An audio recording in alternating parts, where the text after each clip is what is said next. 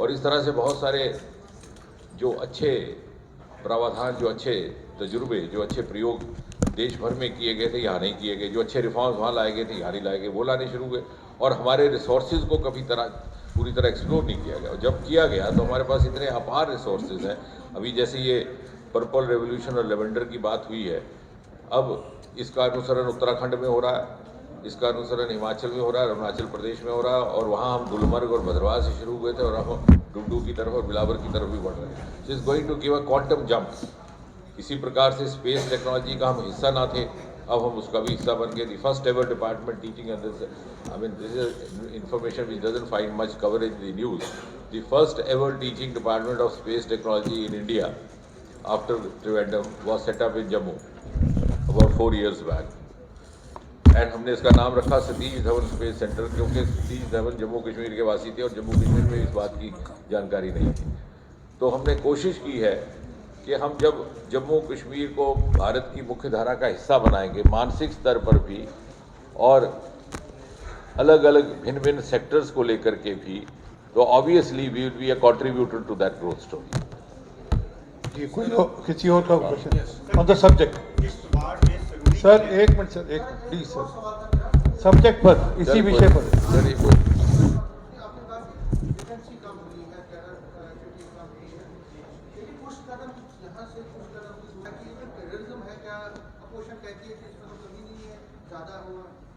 Opposition, देखिए आपने हमको भी समझाना है और अपोजिशन को भी समझाना है, क्योंकि आज युग है तर्क तथ्य तुलना, एविडेंस बेस्ड। अपोजिशन को आप ये कहिए कि जब उनका मन किया शाम को यकायक उठे, बिना टूर प्रोग्राम के, बिना बताए हुए आदूज में जाकर के कबाब खाने का मूड किया, तो जा पाए कि नहीं जा पाए? जब मन किया उठ करके लाल चौक पे जाके आइसक्रीम खाई। इन्हीं अपोजिशन की जब सरकार थी कांग्रेस की, केंद्र में भी कांग्रेस की सरकार, यहाँ पे भी गठबंधन में, तब ये साहस नहीं करते थे अपने कमरे से बाहर निकलने का।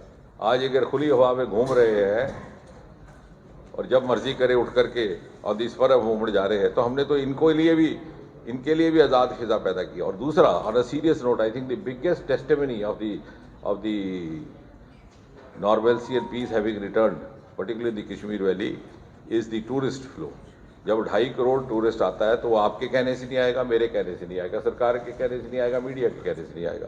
जब कोई व्यक्ति अपने परिवार को छुट्टी के लिए ले जाने की योजना बनाता है तो अपने सूत्रों से पता करेगा, किसी अपने कुलीग से पूछेगा, अपने दोस्त यार से पूछेगा, कोई अपना परिचित वहाँ पे काम कर रहा है उससे पूछेगा कि भाई साहब मैं इस तरह से बच्चों को लेकर के आ रहा हूँ, वातावरण सुरक्षित है कि नहीं है। और जब वो सुनिश्चित हो जाएगा तब जाएगा। तो ये आई थिंक हमारा और आपका सबका ये दायित्व है कि we go by the objective evidence. मैंने कह दिया आप मान लें, मैं ये भी नहीं चाहूँगा, वो कहने आप मान लें, वो भी इंसाफ नहीं होगा। जम्मू कश्मीर के एक मिनट पहले से आपके पास आ रहे हैं, आपके पास आ रहे हैं। जम्मू कश्मीर के लैंड और रिसोर्सेज पर रीजनल पार्टीज का दावा है कि पहला राइट यहाँ के लोगों को जो दिला जाएगा। अगर गवर्नमेंट आपकी इलेक्ट होती है, क्या यहाँ के लोगों को प्रायोरिटी दी जाएगी? जैसा कहा जा रहा है कि बिजली की प्रोडक्शन ज़्यादा यहाँ है, सप्लाई बाहर। ऐसा है। वो इसलिए है कि हमारे यहाँ पर आजकल अध्ययन की कमी हो गई है, मैं कहना अच्छा नहीं लगता, हमारे स्तर पर भी और आपके स्तर पर भी। There is already a standing formula called Gadgil formula, और गाडगिल फार्मूला ये कहता है कि अगर आपकी बिजली की जितनी पैदावार जिस स्टेट में होती है 50% उस स्टेट का हिस्सा होता है, 35% नेबरिंग स्टेट्स का और 15% सेंट्रल ग्रिड का। हम गायबाना बयान छोड़ देते हैं, बयान छप जाता है, उधर से जवाब भी आ जाता है।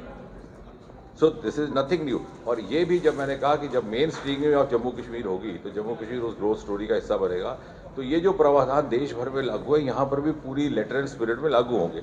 शायद पिछली सरकारों ने 370 की आड़ में ये जो हमारे पब्लिक वेलफेयर के इस प्रकार के प्रावधान थे उनको लागू नहीं होने दिया, क्योंकि 370 मैंने तो जैसे उस दिन भी कहा was exploited and abused most by those who were its protagonists। अब आप छोटी सी मुझे मिसाल दीजिए, और शायद आपको भी याद ना होगा क्योंकि पीढ़ी बदल गई राजनीतिज्ञों की और पीढ़ी बदल गई पत्रकारों की भी। 1975 में जब इंदिरा जी ने इमरजेंसी लगाई तो 42 और 43 अमेंडमेंट आता है, जिसके तहत एम्बलम बदलता है, जिसके तहत विधानसभा और लोकसभा का अवधि काल 5 साल से 6 साल कर दिया जाता है, क्योंकि उनके पास इंटेलिजेंस रिपोर्ट थी कि अभी चुनाव कराना अनुकूल नहीं रहेगा, कांग्रेस पार्टी की सरकार थी हर जगह। यहाँ पर नेशनल कॉन्फ्रेंस की सरकार थी, शेख अब्दुल्ला उस समय मुख्यमंत्री थे, तुरंत उसको अपना लिया गया, विधानसभा का कार्यकाल 6 वर्ष हो गया। ठीक है साहब। 3 वर्ष के बाद सरकार बदलती है, मोरारजी भाई देसाई वहाँ पर प्रधानमंत्री बनते हैं, 45-46 में अमेंडमेंट ला के उसको रिवर्स किया जाता है और देश भर की सारी विधानसभाओं और लोकसभाओं का अवधिकाल पुनः 5 वर्ष किया जाता है। लेकिन यहाँ कहा कि नहीं साहब 370 हम नहीं लेंगे। यानी जब सूट करता था तब 370 भूल गए, जब उसको वापस करना था। और 5-6 अगस्त 2019 तक, जब तक 370 था, उसके बाद विधानसभा अब जो चुनाव हो रहा है ये 5 साल के लिए हो रहा है, ये 6 साल के लिए नहीं हो रहा। ये हमारे ध्यान में शायद ये बात हो, अभी तक जो चुनाव होते रहे वो 6 साल के लिए होते रहे। और यहाँ की जो नेशनल कांग्रेस सरकारें थी वो 370 की आड़ में उसको रोके हुए थी। तो कहने का तात्पर्य ये कि ये सारे प्रावधान जो जनहित के लिए थे उनको रोका गया था। 73-74 अमेंडमेंट की जैसे बात हुई, नहीं लगाने से जो राशि आती थी केंद्र से वो प्रदेश सरकार के मंत्रियों के पास जाती थी, जो अन्यथा चुने हुए प्रतिनिधियों के पास जानी चाहिए थी। और यही राशि अब जाती तो इसमें किसी की शनाख्त या किसी की आइडेंटिटी में फर्क नहीं पड़ता। लेकिन वहाँ पर, और ये प्रावधान लाया कौन था? 73-74 अमेंडमेंट कांग्रेस सरकार राजीव गांधी प्रधानमंत्री के समय में आई थी, उन्हीं की सरकार यहाँ गठबंधन ने रोके रखा। तो ये सारा एक वेस्टेड इंटरेस्ट था जो ऑपरेट कर रहा था। वही वेस्टेड इंटरेस्ट जिम्मेवार है वो 10% 8% वोटिंग के लिए भी।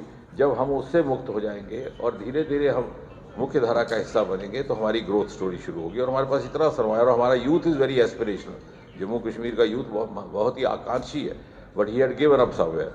तो वो भी जब उभर के सामने आएगा तो we will be a proud participant in India's growth story. चलो, स्थिति अनुकूल है कश्मीर की, कश्मीरी पढ़ताओं की वापसी कब होगी? नहीं, वो तो धीरे धीरे वो प्रक्रिया चल रही है।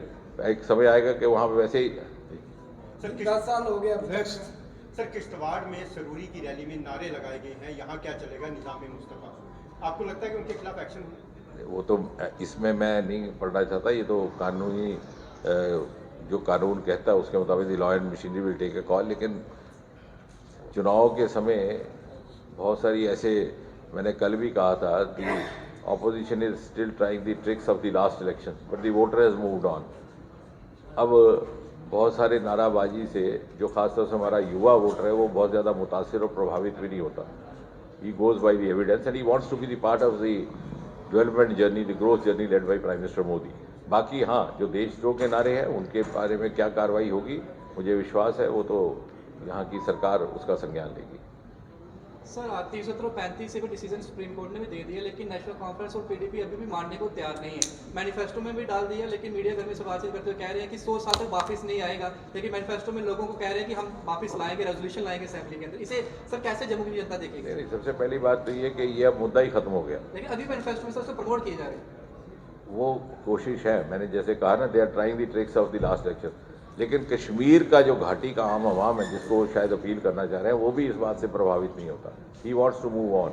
3 पीढ़ियाँ गुजर गई, 30 साल गुजर गए, and the youth of Kashmir does not wish to miss the बस।